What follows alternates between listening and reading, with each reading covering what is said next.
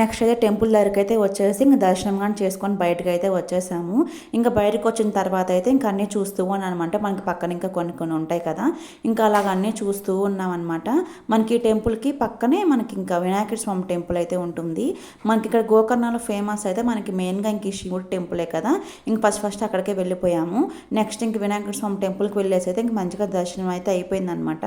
పక్కనే మనకైతే బీచ్ ఉంటుంది. మనకి ఇంకా మురుడేశ్వర్ గోకర్ణ అంటే మొత్తం మనకి బీచెసే ఉంటాయి కదా, అలా ఒకసారి చూద్దామని చెప్పేసి మనకి పక్కనే ఉంటాయి అనమాట అన్నీ. ఇంకా బీచ్ దగ్గరికి అయితే వెళ్ళాము. ఇంకా వర్షం అయితే కొంచెం ఆగిందనమాట. చిన్న చిన్న చినుకులు అయితే పడుతూ ఉన్నాయి. ఇంకా బీచ్లో వాటర్ ఉన్నాయండి, మొత్తం బ్లాక్ కలర్లో మురికిగా ఉన్నాయి అసలుకి. ఇంకా అలానే మునిగే వాళ్ళు అయితే మునుగుతూ ఉన్నారు. ఇంకైతే మనకి ఇక్కడ స్పైసెస్ డ్రై ఫ్రూట్స్ అవన్నీ అమ్ముతూ ఉంటారు. అలా బజార్లో వెళ్తూ ఉంటే స్మెల్ మాత్రం చాలా బాగా వస్తుంది అనమాట, స్పైసెస్ స్మెల్ అయితే. ఇంక ప్రైజెస్ అయితే చాలా ఎక్కువ చెప్తున్నారు. వీడియో కన్నా నచ్చితే సబ్స్క్రైబ్ చేసుకోండి.